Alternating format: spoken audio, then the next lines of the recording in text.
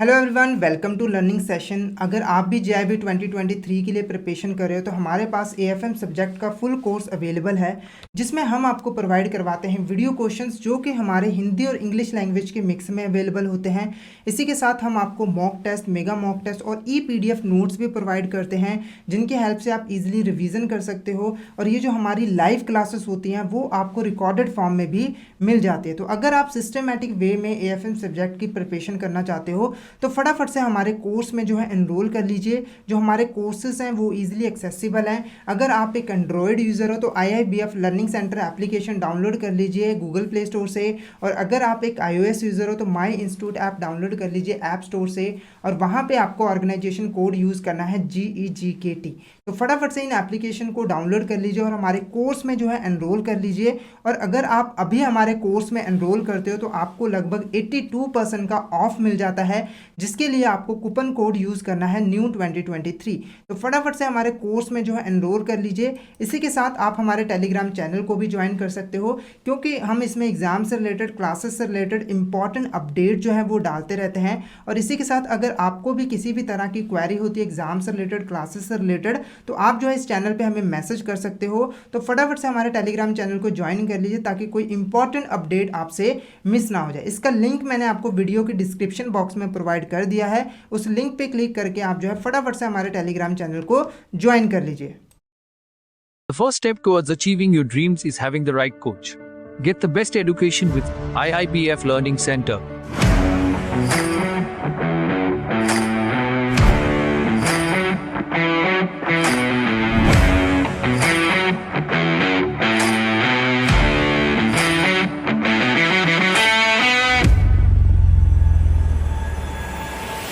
तो शुरू करते हैं हमारा यहाँ पर टॉपिक कॉस्ट और उसकी टाइप्स। आज इस लेक्चर में हम जो है कॉस्ट और उसकी टाइप्स के बारे में पढ़ेंगे और उससे रिलेटेड हम जो है इंपॉर्टेंट क्वेश्चंस को सॉल्व करेंगे जो कि हमारे वन लाइनर्स के फॉर्म में होंगे। तो उससे पहले हम जो है यहाँ पर कॉस्ट का मीनिंग समझ लेते हैं कि कॉस्ट क्या होती है। तो सिंपल देखो, जब भी हम कोई प्रोडक्ट को परचेज करते हैं या सर्विस को परचेज करते हैं या फिर एक्वायर करते हैं तो उसके बदले में हमें जो पे करना पड़ता है वो उस प्रोडक्ट या सर्विस की कॉस्ट होती है। जैसे एग्जाम्पल के लिए यहाँ पर एक पर्सन ए है, ठीक है, उसने यहाँ पर जो है एक बाइक परचेज की है जिसके बदले में उसको जो है 50,000 रुपीज़ जो है यहाँ पर पे करने पड़े। तो यहाँ पर देखो, ए पर्सन को इस बाइक को परचेज या फिर एक्वायर करने के लिए जो है 50,000 रुपीज़ जो है बदले में पे करने पड़े। तो ये जो 50,000 रुपीज़ है ना, इस बाइक की क्या है, कॉस्ट है, ठीक है, इस बाइक की क्या है, कॉस्ट है। तो ए पर्सन के लिए इस बाइक की कॉस्ट कितनी पड़ी है यहाँ पर 50,000 रुपीज़। ऐसे ही अगर आप कंपनी के पॉइंट ऑफ व्यू से सोचो तो यहाँ पर मान लो एक कंपनी ए है, ठीक है, उसको इस बाइक को बनाने के लिए जो है 40,000 रुपीज़ जो है खर्च करने पड़े। क्या, 40,000 रुपीज़ जो है खर्च करने पड़े। तो कंपनी के लिए ये 40,000 क्या है, इस बाइक की कॉस्ट है। क्या है, इस बाइक की कॉस्ट है। तो ये हमारा था कॉस्ट का मीनिंग। अब देखो, जो किसी भी प्रोडक्ट या सर्विस की कॉस्ट हो वो मेनली जो है यहाँ पर तीन चीज़ों से मिलके बनते हैं, मतलब कि एलिमेंट्स ऑफ कॉस्ट, ठीक है, एलिमेंट्स ऑफ कॉस्ट हमारे किसी भी प्रोडक्ट या सर्विस की उसके हमारे मेनली 3 एलिमेंट्स होते हैं, ठीक है। हमने यहाँ पर देखा कि 40,000 रुपीज़ हमारी बाइक की कॉस्ट है। क्या है, बाइक की कॉस्ट है, ये तो हमें पता लग गया ये कॉस्ट है। अब यह कॉस्ट किन चीज़ों से मिलके बना है, इसकी कॉस्ट में कौन कौन सी चीज़ें इंक्लूड हैं, उसी को हम यहाँ पर क्या कहते हैं, एलिमेंट्स ऑफ कॉस्ट। क्या कहते हैं हम इसको, एलिमेंट्स ऑफ कॉस्ट। तो देखो, कोई भी प्रोडक्ट या सर्विस हो, ठीक है, उसकी कॉस्ट में मेनली ये 3 एलिमेंट्स जो हैं पाए जाते हैं, जिनसे मिलके उनके प्रोडक्ट या सर्विस की कॉस्ट जो है बनती है। तो पहला हमारा होता है मटीरियल, ठीक है। मटेरियल क्या होता है, जिस पे हम जो है काम करके उसको फिनिश गुड में जो है कन्वर्ट करते हैं, वो हमारा मटेरियल होता है। उसके बाद जो है हम यहाँ पर लेबर यूज़ करते हैं, ठीक है। लेबर कौन होती है, जो मटेरियल पे वर्क करती है और उसको जो है फिनिश प्रोडक्ट में कन्वर्ट करती है। उसके बाद जो है हमें यहाँ पर कुछ और एक्सपेंसेस भी करने पड़ते हैं उस प्रोडक्ट को बनाने के लिए। तो फाइनली किसी भी प्रोडक्ट को बनाने के लिए, ठीक है, तो उसमें जो है यहाँ पर मटेरियल पे खर्च करना पड़ता है, लेबर पे खर्च करना पड़ता है और कुछ और एक्सपेंसेस भी यहाँ पर करते हैं। तो इन्हीं 3 चीज़ों से मिलके किसी भी प्रोडक्ट या सर्विस की जो है कॉस्ट बनती है। तो ये हमारे 3 क्या है, एलिमेंट्स ऑफ कॉस्ट। जैसे एग्जांपल के लिए ये 40,000 हमारी टोटल कॉस्ट आई थी, तो यहाँ पर मान के चलो कि 20,000 आपने जो है यहाँ पर मटेरियल पे खर्च किया, 10,000 रुपीज़ यहाँ पर आपने लेबर पे खर्च किया और अदर एक्सपेंसेस पे आपने 10,000 रुपीज़ खर्च किया। तो टोटल कॉस्ट हमारी कितनी है यहाँ पर 40,000 रुपीज़। और ये 40,000 रुपीज़ बनी कैसे, ये 3 एलिमेंट से मिलके ये जो है 40,000 रुपीज़ कॉस्ट जो है बनी है। ठीक है, तो इसी के बेस पे हम जो है यहाँ पर कुछ इंपॉर्टेंट क्वेश्चंस देखेंगे कॉस्ट और उसकी टाइप से रिलेटेड। क्लियर है आपको? तो फर्स्ट क्वेश्चन हमारे यहाँ पे देखो क्या है, the substance from which the product is made is known as. ठीक है, सब्सटेंस का हिंदी में मीनिंग होता है पदार्थ। ठीक है, जिससे हम जो है यहाँ पर फाइनली प्रोडक्ट को बनाते हैं। ठीक है, वो क्या होता है? तो सबसे पहले इसका आंसर बता दूं मैं, उसका आंसर क्या है हमारा मटीरियल। ठीक है, कोई भी प्रोडक्ट हो हमें अगर उसे बनाना है तो सबसे पहले उसका जो उसके लिए मटीरियल यूज़ करना पड़ेगा। ठीक है, उस मटीरियल पे हम वर्क करके उसको फाइनली जो है फिनिश गुड में बनाते हैं। ठीक है, तो मटीरियल की हेल्प से हम जो है प्रोडक्ट को बनाते हैं। जैसे एग्जाम्पल के लिए आप अगर चेयर्स बनाना चाहते हो तो सबसे पहले आपको जो है यहाँ पर रॉ मटेरियल मंगवाना पड़ेगा, लकड़ी। ठीक है, अब इस लकड़ी का यूज़ करके जो है आप लकड़ी की चेयर्स जो है यहाँ पर बनाओगे। ठीक है, तो ये वुड क्या है, ये वुड क्या है हमारे लिए मटेरियल है, जिसका यूज़ करके हम जो है यहाँ पर चेयर को फाइनली बनाएंगे। ठीक है, तो मटेरियल इसका आंसर है। अब जो मटेरियल होता है हमारे 2 टाइप्स के होते हैं। ठीक है, जो हमारे मटेरियल्स होते हैं वो हमारे 2 टाइप्स के होते हैं। एक हमारा होता है यहाँ पर डायरेक्ट मटेरियल,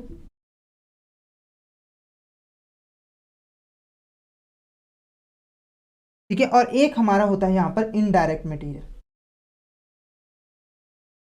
अब ये क्या होते हैं, तो देखो सबसे पहले सिंपल भाषा में आपको समझाऊं कि ऐसा मटेरियल जो फ्यूचर में जाके फिनिश गुड का पार्ट बन जाता है, इंपॉर्टेंट पार्ट, मेजर पार्ट, उसको हम यहाँ पर क्या कहते हैं, डायरेक्ट मटेरियल। एग्जांपल के लिए देखो जो लकड़ी है, ठीक है, वुड है, वो जब हम उस पर काम करते हैं, ये जो वुड है वो चेयर का इंपॉर्टेंट पार्ट बन जाता है। ठीक है, इंपॉर्टेंट पार्ट बन जाता है, उसका एक हिस्सा बन जाता है। तो इस वुड को हम यहाँ पर क्या कहेंगे, डायरेक्ट मटीरियल। तो इसका मतलब क्या हुआ कि कोई भी ऐसा मटीरियल जो फ्यूचर में जाके उस प्रोडक्ट का जो है एक इंपॉर्टेंट हिस्सा बन जाता है, उसको हम यहाँ पर क्या कहते हैं, डायरेक्ट मटेरियल। अब इनडायरेक्ट मटेरियल क्या होता है, तो कोई ऐसे मटेरियल जो कि उस प्रोडक्ट का हिस्सा तो नहीं बनते हैं पर वो यूज किए जाते हैं उस प्रोडक्ट को बनाने के लिए। एग्जाम्पल के लिए आपको बता दूं कि देखो चेयर्स बनानी है तो उसके लिए हम मशीन यूज करते हैं। ठीक है, मशीन यूज करते हैं, मशीन में जो है हम चेयर्स बनाते हैं। अब देखो मशीन को प्रॉपर तरीके से चलाने के लिए हम क्या करते हैं, उसकी टाइम के साथ जो है उसकी ग्रीसिंग वगैरह करते हैं, ऑयलिंग वगैरह करते रहते हैं। तो भैया देखो जो ऑयल है, जो ग्रीस है, ठीक है, वो बेसिकली यूज किस लिए किया है, इस चेयर्स को बनाने के लिए, इस प्रोडक्ट को बनाने के लिए। ये जो मटेरियल यूज किया गया है, ऑयल अब मशीन में यूज किया है, इसका मतलब कि हमने ऑयल को यूज कर लिया, ऑयल हमारे पास इतना चला गया। ठीक है, तो ये जो ऑयल है, जो मटेरियल है, वो भी इस चेयर को बनाने में ही यूज किया गया है। तो इसीलिए हम जो है इसको इनडायरेक्ट मटेरियल कहते हैं, क्योंकि यूज तो इस चेयर को बनाने के लिए किया है, क्योंकि ये फ्यूचर में जाके इस चेयर्स का पार्ट नहीं बनता। ठीक है, इसका पार्ट नहीं बनता और हमें इसमें ये नहीं दिखता, तो इसीलिए हम इसको यहाँ पर क्या कहते हैं, इनडायरेक्ट मटेरियल। तो आई होप आपको यहाँ पर डायरेक्ट मटेरियल और इनडायरेक्ट मटेरियल का मीनिंग क्लियर हो गया होगा। उसके बाद देखो नेक्स्ट क्वेश्चन हमारे यहाँ पे क्या है, dash are those material which become a major part of the finished product and can easily traceable to the units. इस लाइन का मतलब देखो क्या है, वो मटेरियल, ठीक है, जो कि फिनिश प्रोडक्ट का एक मेजर पार्ट बन जाते हैं। ठीक है, इंपॉर्टेंट पार्ट बन जाते हैं और हम जो है उसको इजीली ट्रेसेबल कर सकते हैं, उसको ट्रेस कर सकते हैं, मतलब कि हमें वो आसानी से दिख रहा है कि ये मटेरियल इस प्रोडक्ट में यूज़ किया गया है, तो उसको हम यहाँ पर क्या कहते हैं। तो इसका हमारा आंसर क्या रहने वाला है यहाँ पर, डायरेक्ट मटीरियल। क्या रहने वाला है हमारा यहाँ पर आंसर, डायरेक्ट मटीरियल, जो कि प्रोडक्ट का जो है फिनिश प्रोडक्ट का एक इंपॉर्टेंट पार्ट बन जाता है। तो यहाँ पर डायरेक्ट मटेरियल इसका आंसर है। उसके बाद देखो नेक्स्ट क्वेश्चन हमारे यहाँ पे, oil grease consumable stores printing and stationery material known as. ठीक है, जो हमारा ऑयल होता है, जो ग्रीस होता है, उस और कंज्यूमेबल स्टोर्स होते हैं। कंज्यूमेबल स्टोर्स देखो कौन से स्टोर, ऐसे मतलब मटेरियल होते हैं जिनको हम जो है एक बार यूज़ कर लें तो वो ख़त्म हो जाते हैं। जैसे एग्जांपल के लिए देखो ग्लव्स, ठीक है, ऐसे ग्लव्स, डिस्पोजेबल ग्लव्स, जो कि हमारे जो वर्कर्स हैं उसकी सेफ्टी के लिए हम उनको देते हैं, तो एक बार जब हम उसको यूज़ करते हैं तो वो ख़त्म हो जाते हैं। ठीक है, तो इनको हम यहाँ पर क्या कहते हैं, तो यहाँ पर जो इसका आंसर है वो क्या है हमारा, इनडायरेक्ट मटीरियल। क्या है, इनडायरेक्ट मटीरियल। हम इसको इनडायरेक्ट मटीरियल क्यों कहते हैं, देखो ये जो है हमारे फिनिश गुड के पार्ट नहीं बनते, पर ये फाइनली यूज़ उस प्रोडक्ट को बनाने के लिए ही किए गए हैं। जैसे मैंने आपको ग्लव्स की एग्जांपल दी थी, तो ग्लव्स क्या है, देखो ग्लव्स वो वर्कर, वो लेबर जो प्रोडक्ट को बना रहा है उसकी सेफ्टी के लिए हमने दिए हैं, तो वो जब इसको यूज़ कर रहा है उसके बाद इसकी वैल्यू तो खत्म हो जा रही है, ठीक है। तो अल्टीमेटली ये ग्लव्स यूज़ क्यों किया गया है? उस प्रोडक्ट को बनाने के लिए, तो उसके लिए ये क्या मटेरियल है, पर क्योंकि वो उसका एक पार्ट नहीं बन रहा तो हम इसको इनडायरेक्ट मटेरियल की कैटेगरी में डालते हैं। पर जब हम मटेरियल की कॉस्ट कैलकुलेट करते हैं तो हम इसकी कॉस्ट भी इंक्लूड करते हैं, तो इसका आंसर क्या है हमारा? Indirect material. उसके बाद देखो नेक्स्ट क्वेश्चन हमारा यहाँ पे क्या है? The wages paid to workers who are engaged in the production process was time and can be conveniently and economically traceable to units of product is known as direct labor cost। मतलब कि वो workers, ठीक है, वो workers जो directly manufacturing कर रहे हैं, ठीक है, और हम ये देख सकते हैं कि वो जो वर्कर है उसका सारा का सारा टाइम उस प्रोडक्ट को मैन्युफैक्चरिंग करने के लिए ही लग रहा है, ठीक है, तो उसको हम यहाँ पर क्या कहते हैं? Labour cost. क्या ये स्टेटमेंट ट्रू है या फिर फॉल्स है? तो यहाँ पर इसका आंसर बता दो, ये स्टेटमेंट हमारी क्या है? ट्रू है। इसका मतलब हो गया कि वो लेबर, ठीक है, जो कि डायरेक्टली किसी प्रोडक्ट के प्रोडक्शन में इंगेज होती है, मशीन पे काम कर रही होती है, जो मशीन यहाँ पर प्रोडक्शन कर रही होती है, उसको जो हम वेजेस पे करते हैं उसको हम यहाँ पर क्या कहते हैं? Direct labour cost. क्या कहते हैं? Direct labour cost. जो हमारी लेबर कॉस्ट होती है वो भी हमारी यहाँ पर टू टाइप्स की होती है। एक हमारी यहाँ पर देखो क्या होती है? डायरेक्ट लेबर कॉस्ट, और एक हमारी होती है indirect labour cost. Indirect labour cost उनको कहा जाता है वो पर्सन्स जो डायरेक्टली यहाँ पे प्रोडक्शन नहीं कर रहे होते हैं पर इनडायरेक्टली उसमें प्रोडक्शन में जो है कंट्रीब्यूट कर रहे होते हैं, उसको जो हम यहाँ सैलरी वगैरह पे करते हैं वो हमारी किस में इंक्लूड होती है? हमारे इनडायरेक्ट लेबर कॉस्ट में। जैसे एग्जांपल के आपको बता दूं, जो मैनेजर्स होते हैं, ठीक है, मैनेजर डायरेक्टली प्रोडक्शन नहीं कर रहे होते हैं पर वो क्या कर रहे होते हैं? पूरी निगरानी रख रहे होते हैं कि प्रोडक्शन जो है वो अच्छे तरीके से हो पाए। तो जो मैनेजर को सैलरी पे की गई ना, तो उसको हम यहाँ पर क्या कहते हैं? Indirect labour cost. क्या कहते हैं हम उसको? Indirect labour cost. ऐसे ही जो ऑफिस में हमारे इंप्लॉयज़ बैठे हैं, ठीक है, वो भी इनडायरेक्ट तरीके से जो है प्रोडक्ट के प्रोडक्शन में हेल्प कर रहे होते हैं, तो उनको जो सैलरी पे की जाती है वो भी हमारी इनडायरेक्ट लेबर कॉस्ट ही होती है। क्लियर है आपको? क्लियर है? तो हमारी मटेरियल की कॉस्ट भी दो तरीके की, लेबर कॉस्ट भी दो तरीके की, ठीक है। ऐसे ही जो हमारे एक्सपेंस होते हैं वो भी हमारे दो तरीके के होते हैं, डायरेक्ट और इनडायरेक्ट, ठीक है। उसके बाद देखो नेक्स्ट क्वेश्चन हमारे यहाँ पे क्या है? Estimated cost are those cost which are estimated before goods are produced. इसका मतलब क्या हुआ कि एस्टिमेट कॉस्ट वो कॉस्ट होते हैं जिनको हम पहले से एस्टिमेट कर लेते हैं। मतलब कि यहाँ पर एग्जांपल के साथ समझेंगे, एक कार है, ठीक है, हमने एक कार बना ली और हमने एक एस्टिमेट लगाया कि अभी हमने कार बनाई नहीं, हमने जस्ट एक एस्टिमेट लगाया कि इस कार को बनाने के लिए यहाँ पर हमें जो है 5 लाख रुपीज़ की रिक्वायरमेंट है, हमें जो है 5 लाख की यहाँ पर कॉस्ट पड़ेगी। तो इस कॉस्ट को हम यहाँ पर क्या कहते हैं? एस्टिमेटेड कॉस्ट, ठीक है। एस्टिमेटेड कॉस्ट मतलब किसी प्रोडक्ट को बनाने से पहले जब हम उसकी कॉस्ट को कैलकुलेट कर लेते हैं तो उस कॉस्ट को हम क्या कहते हैं? Estimated cost. तो क्या ये स्टेटमेंट ट्रू है या फिर फॉल्स है? तो इसका आंसर हमारा क्या है? ट्रू, ठीक है। ये हमारा क्या है? ट्रू है। एस्टिमेटेड कॉस्ट जो हम एस्टिमेट पहले से ही कर लेते हैं, तो ये हमारा क्या है? यहाँ पर स्टेटमेंट ट्रू है। उसके बाद देखो नेक्स्ट क्वेश्चन हमारा यहाँ पर, dash are incurred on the basis of time such as rent and salaries. इसमें से कौन से हमारे यहाँ पर कॉस्ट होती है जो कि हम टाइम बेसिस पे जो है यहाँ पर इनकर करते हैं, ठीक है। जैसे एग्जांपल के लिए रेंट, सैलरीज, जो हमारे रेंट होते हैं वो एक टाइम बेसिस, जैसे 1 मंथ के बाद पे करना है, ऐसे ही सैलरीज हैं, ठीक है, वो भी टाइम बेसिस पे कि 1 मंथ के बाद आपको सेल करनी है, तो उसको हम यहाँ पर क्या कहते हैं? तो इसका आंसर हमारा यहाँ पर क्या है? Period cost. क्या है इसका मतलब? कि पीरियड कॉस्ट, जो पीरियड कॉस्ट होते हैं वो ऐसे कॉस्ट होते हैं जो कि इनकर किए जाते हैं टाइम बेसिस पे। क्या किए जाते हैं? टाइम बेसिस पे। इसी से रिलेटेड एक हमारा यहाँ पर प्रोडक्ट कॉस्ट भी होता है। ऐसे कॉस्ट जो कि प्रोडक्ट से हमारे रिलेटेड होते हैं, जो कि प्रोडक्ट को बनाने में डायरेक्टली यहाँ पर रिलेटेड होते हैं, ठीक है, उसको हम यहाँ पर क्या कहते हैं? Product cost. तो यहाँ पर जो हमारा आंसर है कि टाइम बेसिस पे कौन से हमारे यहाँ पर कॉस्ट इनकर किए जाते हैं, तो वो हमारा यहाँ पे क्या होता है? Period cost. आंसर क्या है हमारा? Period cost. उसके बाद देखो नेक्स्ट क्वेश्चन हमारा यहाँ पे क्या है? Direct material, direct labour is variable cost that very directly and proportionately with the output. पहले तो सबसे पहले यहाँ पर मैं आपको बता दूं कि जो हमारी कॉस्ट होती है वो दो तरीके की होती है, ठीक है, ऑन द बेसिस ऑफ, एक हमारी क्या है यहाँ पर? फिक्स्ड कॉस्ट, ठीक है, और एक हमारी यहाँ पर क्या होती है? वेरिएबल कॉस्ट, ठीक है। मतलब कि हम जब चेंज के बेसिस पे हम यहाँ पे डिवाइड करते हैं तो कॉस्ट को, तो हमारी कॉस्ट जो है दो तरीके की होती है। एक हमारी होती है फिक्स्ड कॉस्ट, मतलब कि जिसके ऊपर आउटपुट के बढ़ने या कम होने का कोई भी इफेक्ट नहीं पड़ता। ये जो कॉस्ट है, चाहे आउटपुट आप इंक्रीज कर दो तब भी कॉस्ट उतनी की उतनी ही रहेगी, चेंज नहीं होती। एक होती है वेरिएबल कॉस्ट, जो कि प्रोडक्शन के जो हमारा प्रोडक्शन है, जैसे जैसे प्रोडक्शन बढ़ता है ये कॉस्ट भी हमारी इंक्रीज होती है, प्रोडक्शन से रिलेटेड होती है। प्रोडक्शन इंक्रीज होगी तो ये भी चेंज होगी, ये भी इंक्रीज होगी। अगर प्रोडक्शन कम होगी तो ये भी जो है हमारी यहाँ पर डिक्रीज होगी। उसको हम यहाँ पर कहते हैं वेरिएबल कॉस्ट, जो कि हमारी जो प्रोडक्शन है उसके अकॉर्डिंग चेंज होती रहती है, एक फिक्स नहीं रहती है। ठीक है, तो यहाँ पर पूछा गया है कि जो डायरेक्ट मटेरियल है या फिर डायरेक्ट लेबर है वो वेरिएबल कॉस्ट होती है, क्या ये ट्रू है? तो यहाँ पर इसका जो आंसर है वो हमारा क्या है? ट्रू। ठीक है, ये हमारा बिल्कुल स्टेटमेंट जो है ट्रू है। ठीक है, डायरेक्ट मटेरियल डायरेक्ट लेबर हमारी वेरिएबल कॉस्ट होती है। ऐसा क्यों?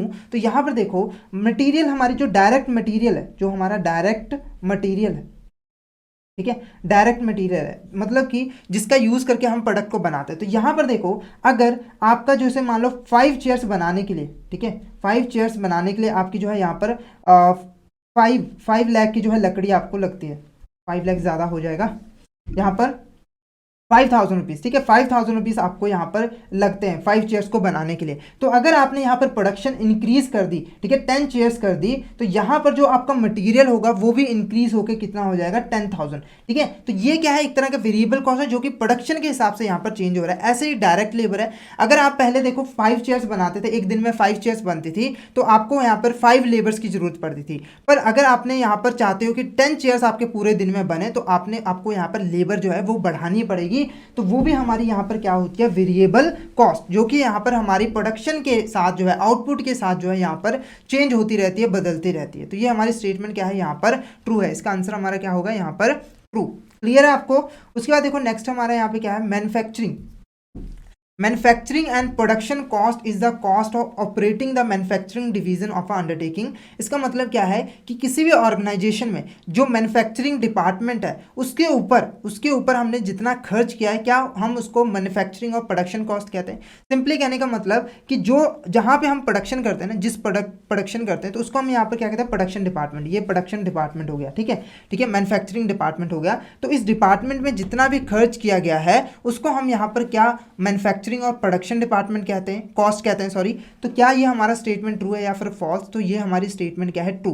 ठीक है, कोई भी प्रोडक्ट को बनाने में जितना खर्चा किया गया है, ठीक है, तो उसको हम यहाँ पर क्या कहते हैं? मैन्युफैक्चरिंग और प्रोडक्शन कॉस्ट। ठीक है, उसको हम क्या कहते हैं? यहाँ पर मैन्युफैक्चरिंग और प्रोडक्शन कॉस्ट, जो कि हमारी फैक्ट्री में खर्च किया गया है। तो ये हमारी क्या है? यहाँ पर स्टेटमेंट ट्रू है। ठीक है, यहाँ पर हमारी स्टेटमेंट जो है ट्रू है।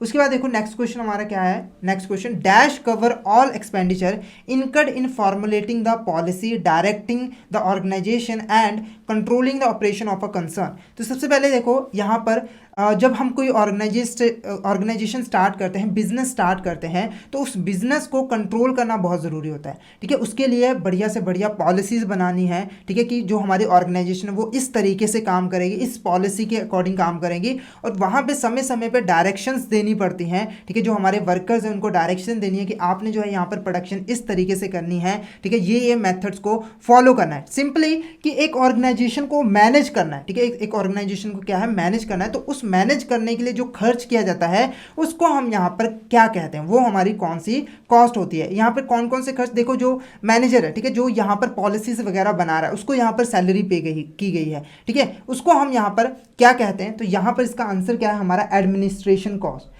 एडमिनिस्ट्रेशन कॉस्ट ऐसी कॉस्ट होती है जो कि किसी भी ऑर्गेनाइजेशन के लिए पॉलिसीज बनाने के लिए, ठीक है, या फिर हम डायरेक्शंस देने के लिए जो है यहाँ पर खर्च की जाती है। तो ये हमारा आंसर क्या है? यहाँ पर एडमिनिस्ट्रेशन कॉस्ट। क्या है? Administration cost.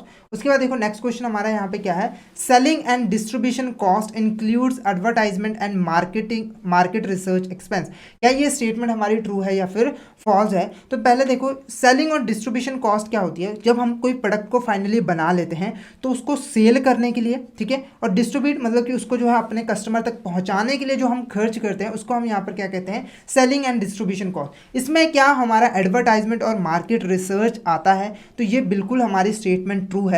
एडवर्टाइजमेंट का क्या मतलब होता है? हम अपने प्रोडक्ट की ज़्यादा से ज़्यादा लोगों में बताएं कि अपने प्रोडक्ट के बारे में, फीचर्स के बारे में बताएं, जिसके लिए हमें अलग अलग एड्स चलानी पड़ती है, टीवी पे कहीं पे भी एड्स वगैरह चलानी पड़ती है। तो वो हमारी क्या है? एडवर्टाइजमेंट एक्सपेंस होती है। मार्केट रिसर्च एक्सपेंस क्या होता है? कि मार्केट में हमारे प्रोडक्ट की कितनी डिमांड है, कौन सा प्रोडक्ट ज़्यादा चल रहा है, तो उसकी रिसर्च पे जो हम खर्च करते हैं, तो वो भी हमारा यहाँ पर सेलिंग एंड डिस्ट्रीब्यूशन कॉस्ट ही होता है, क्योंकि वो हेल्प करता है प्रोडक्ट को सेल करने के लिए। ठीक है, उसके बाद देखो नेक्स्ट क्वेश्चन हमारा यहाँ पे, व्हेन अ न्यू फैक्ट्री, ठीक है।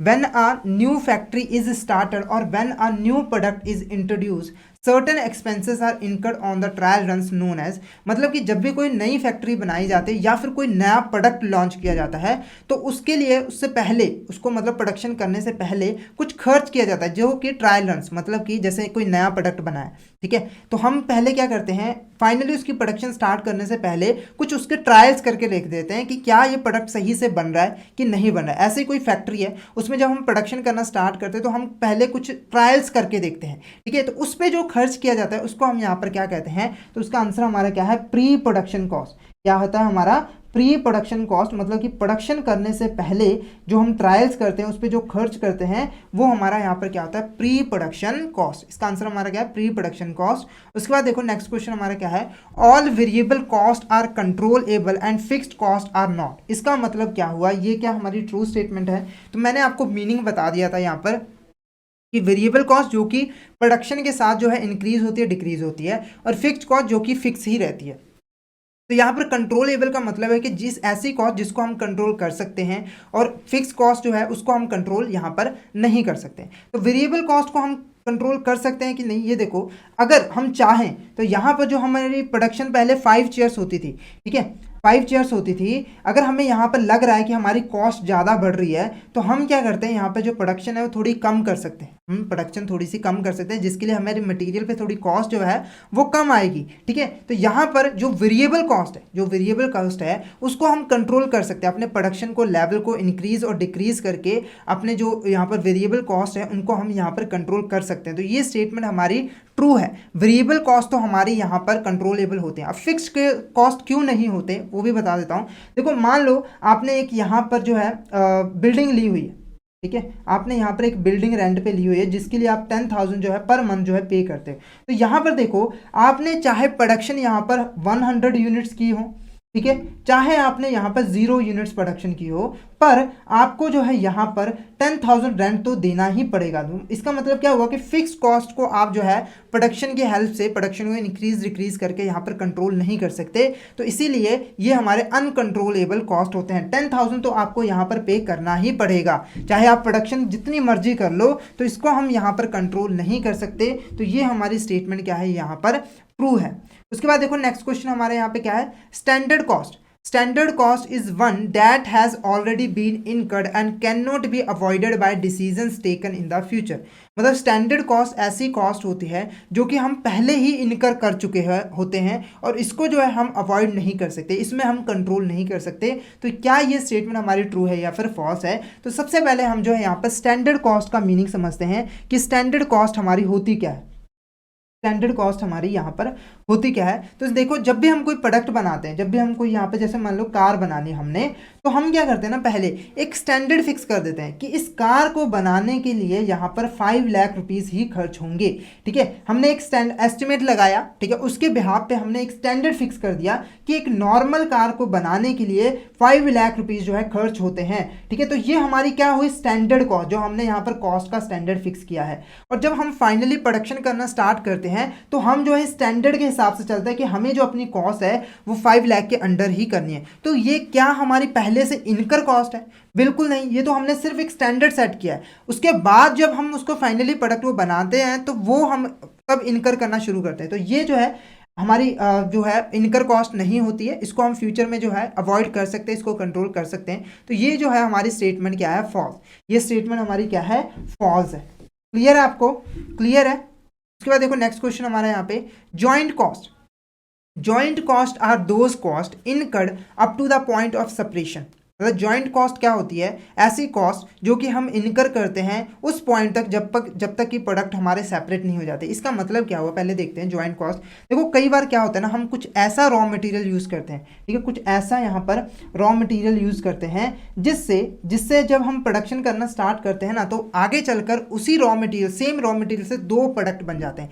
एग्जाम्पल के यहाँ पर मैं आपको बता दूँ कि हम मिल्क को यूज़ करते हैं, ठीक है, मिल्क को as a raw material use करते हैं। तो जब हम इससे पनीर बनाते हैं ना, पनीर आप लोग को पता होगा, पनीर बनाते हैं। तो जब हम इसको पनीर बनाते हैं ना, तो जब दूध से पनीर अलग होता है तो साथ में एक और प्रोडक्ट बन जाता है, यहाँ पर हमारी लस्सी, ठीक है, हमारी जो लस्सी, जो हमारा बटर मिल्क होता है, ठीक है, बटर मिल्क होता है। तो यहाँ पे देखो रॉ मटेरियल हमने एक यही यूज़ किया और इस पर हम प्रोसेसिंग करते रहते हैं और एक पॉइंट पे जाके, एक पॉइंट पे जाकर जो है यहाँ से दो प्रोडक्ट बन जाते हैं, एक हमारा पनीर बन जाता है और एक हमारा यहाँ पर लस्सी बन जाता है, बटर मिल्क बन जाता है। ठीक है, तो यहाँ पर इस ये जो प्रोडक्ट हमारे बने हैं ना, इस प्रोडक्ट्स को हम यहाँ पर क्या कहते हैं, जॉइंट प्रोडक्ट। क्या कहते हैं, जॉइंट प्रोडक्ट। तो यहाँ पर ये जो सेपरेशन का पॉइंट है, ये जो सेपरेशन का पॉइंट है, इस पॉइंट तक आपने जितने भी खर्चे किए थे, जैसे आपने यहाँ पर मटेरियल पे खर्चा किया है ना, उसके बाद आपने यहाँ पर लेबर पे भी खर्चा किया, इस पॉइंट तक आपने जितने भी खर्चे किए होंगे ना, उस कॉस्ट को हम यहाँ पर क्या कहते हैं, जॉइंट कॉस्ट। क्या कहते हैं, जॉइंट कॉस्ट। और इस पॉइंट पे आके फिर ये तो अलग अलग प्रोडक्ट बन गए, तो इसके लिए अब आपको अलग अलग से खर्च करना पड़ेगा। तो इस पॉइंट तक जो भी आपने खर्च किया वो आपकी यहाँ पर क्या होती है, जॉइंट कॉस्ट होती है। तो ये जो स्टेटमेंट है हमारी, ये क्या है, हमारी ट्रू है।